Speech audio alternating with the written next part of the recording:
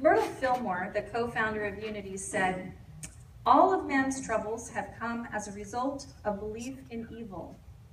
Belief that there are places where God is not, belief that God dwells in a remote heaven, and that the earth is very different from his nature." Now, I've never really believed in evil, per se, but I can say there have been times in my life I've definitely felt separated from God. I felt that God or the Creator, whatever, is out there somewhere, and I'm just a blob of meat on the earth. I have felt that separateness, and I'm sure some of you can relate to that. 8 years ago, my husband Mike and I were hanging on by a thread. We lost our business, we lost our house, we lost both cars, we lost our checking accounts, we lost all our dignity, and we were saying, "Where's God? What the heck? How could this happen to us? Why us? Where's God?" Now, at that time, I had been on kind of a spiritual quest. I spent years researching all different types of religions, different books, so forth, trying to understand my connection to the divine.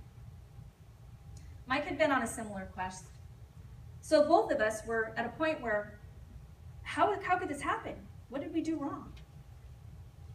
We started trying to soak up everything we could. We read the Bible, we prayed, we watched What the Bleep Do We Know, we watched The Secret, we read the 4 Agreements, we went to classes, we listened to audiobooks. How many of you can relate to this? Mm-hmm. Trying desperately to figure out how to get back on track, right? We went to several churches, we just tried all of those things and became pretty desperate. Nothing seemed to work. In fact, things seemed to get worse for quite a while. I stopped believing in anything. I kind of saw the world as dog eat dog. You better get what you can when you can, right? It even seemed like being a nice person didn't matter anymore. We were still getting beaten up, right? So in believing that, I really saw it as our situation was a result of an unfair world. We were innocent victims. How could the world do this to me? How could God do this to me? Maybe there isn't a God, right? All these thoughts pouring through my head. Now, I already understood New Thought and the law of attraction and all those things, and we had studied a lot of Christian principles, so we knew about prayer, we knew about our relationship to God, but none of it seemed to be making sense. In fact, the churches that we had attended, somehow we had been kind of hurt emotionally by a couple of them, and one in particular felt like they were more interested in what was in our pocket than what was in our heart or what our spiritual need was. So we left that church and we found ourselves kind of floundering for a while. Then we realized we were a block away from this church. So I kind of researched Unity. I'm like, that kind of fits what we believe. Let's give it a try. So we came in. It was like a beacon of light in this kind of dark existence we happened to be tumbling through at the moment.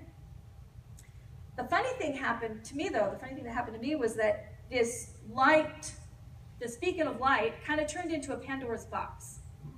I realized as I started understanding the concepts more and becoming a little more enlightened on what we weren't really doing correctly, oh man, I'm going to have to hold myself accountable. I had to look in a mirror. And once you do that, you can't go back. It's like Pandora's box. I can't shut the lid now because now the truth is there. The truth I've been searching for all these years. Okay, I found it. Now what? Great. Can't put that back. Right? So it was kind of like, once exposed, now I've got to face it. What I realized immediately was that I was the master of my own life. Free will took on a whole new meaning. So the gift of free will meant I'm the one who chooses to participate in life in whatever way and see it in whatever perspective. I'm the one who chooses to walk in the light or the dark every day. I'm the one who chooses how I'm going to react to something in life. And free will means I'm responsible for my own actions. And even though life will happen, how I perceive that drives my emotional self. My emotional self then, in turn, causes me to make certain choices. So realizing all this, okay, I'm thinking it's high time I get out of my own way, because obviously I'm in my way constantly. Now, our story is not unique by any means, because I'm sure most of you have been through trials and tribulations, similar, probably some worse situations. You've had some challenges that I can't even imagine going through. So it's not new. I think my reason for this self-disclosure today is to bring testimonial of how living a life of joy and allowing your Christ nature to express fully is how you bring yourself back into alignment with that light. It's how you kind of get back into walking in that light and bring you back into alignment with your purpose. Because the oneness with all that is, God, the Creator, the loving presence, whatever you want to call it, the oneness is about being in the flow. Just staying in the flow of that, right? Not fighting it. Because very often we find ourselves caught up in the darkness of fear, regret, despair, anger, all of those things that move us away from the light, so they move us off track with our purpose. And it's like wandering off of a well-lit path. A path is meandering through this nice, beautiful forest, and it's well-worn because so many people have followed this path, right? And you think, I'm taking the shortcut. So you're going to go off and take this shortcut, right? And now you've got a machete, and you're hacking through the jungle trying to get where you want to go. You're probably going to end up in the same place. The difference is you've had to go through a whole lot of stuff to get there instead of staying in the flow, the meandering path, which may have taught you new things, introduced you to new people, got you there a little easier. Now, sometimes it's good to forge your own way because you learn something from that. So neither is right, but just remember, if you choose to go with the machete, you're going to have some bumps and some challenges. Be okay with that. That's part of being in the flow too, right? We'll still arrive at the destination, but we'll have done it in two totally different ways. Does that make sense? So Charles and Myrtle Fillmore understood this, and the reason I bring them up is August is Unity History Month. So I want to kind of bring some of that into this because part of how Mike and I kind of figured out our way through all this was reading those old writings. That's how Unity was founded, on these writings, and it's staggering the amount of spiritual logic that you find.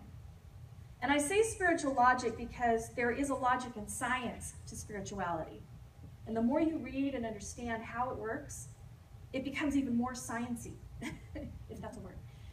And you find yourself even more excited about how it works. It becomes more mysterious, actually. So one of Myrtle's books is How to Let God Help You.